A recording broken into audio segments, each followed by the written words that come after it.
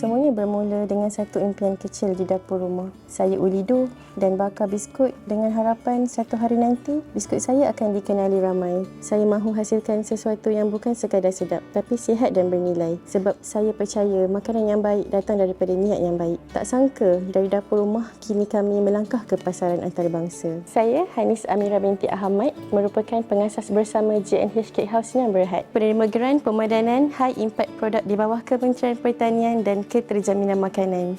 Inilah kisah kejayaan saya.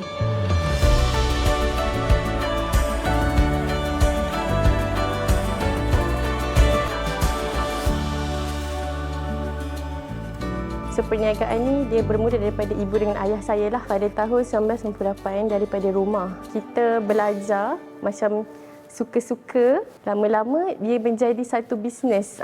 Bila mak saya buat kek dan cookies and then kita bawa pergi ke office, lama-lama kawan-kawan pun mula tertarik dan ramai yang order. Sehingga ke tahun 2013, kita mengambil satu keputusan untuk pindah daripada perniagaan daripada rumah.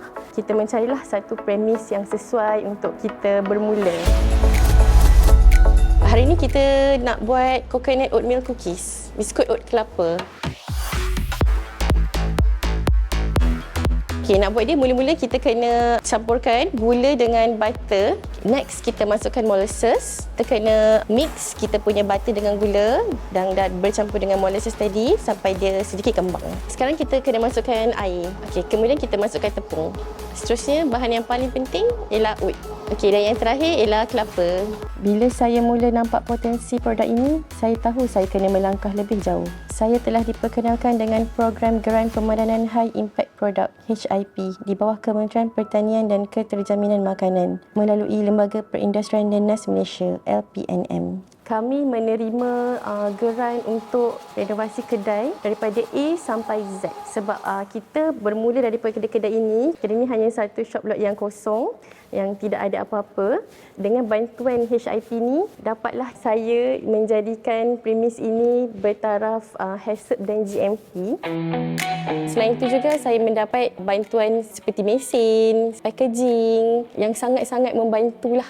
Selepas mendapat bantuan dan bimbingan daripada program HIP, kami dapat naik taraf hampir keseluruhan operasi. Sekarang, kapasiti pengeluaran kami meningkat hampir 3 kali ganda. Proses lebih konsisten, kualiti pun lebih sekata.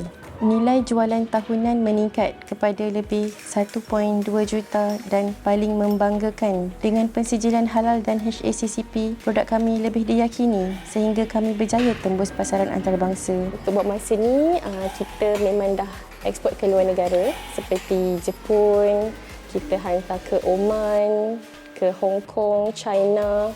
Latest one, saya dapat penetrate market New York dan UK. Dan sebenarnya ada few lagi country yang kita nak penetrate. Mungkin selepas ini, lepas kita dapat tingkatkan lagi kita punya kapasiti, lagi banyak negara yang kita nak teroka. Sekarang kita melalui proses pembakaran lah, kita nak bakar cookies ni selama 10 minit di dalam suhu 160 darjah. Satu oven ni dia boleh memuatkan 10 dulang. Kami juga amalkan konsep Lean Management. Melalui amalan 5S dan Lean Management, operasi kami jadi lebih teratur. Bila kita punya kilang ada 5S, kita punya kilang tersusun, dia akan membuatkan kita punya buyer lagi bertambah yakin untuk membeli produk daripada kami.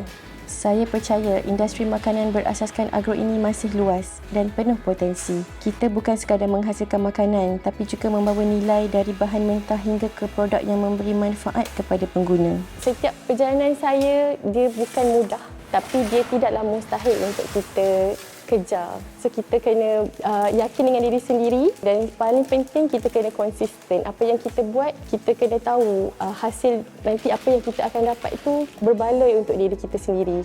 Dari dapur kecil ke pasaran dunia, itulah hasil impian, bimbingan dan keyakinan. Terima kasih kepada pihak KPKM dan LPNM di atas sokongan dan kepercayaan melalui program HIP yang membantu kami hingga ke tahap ini.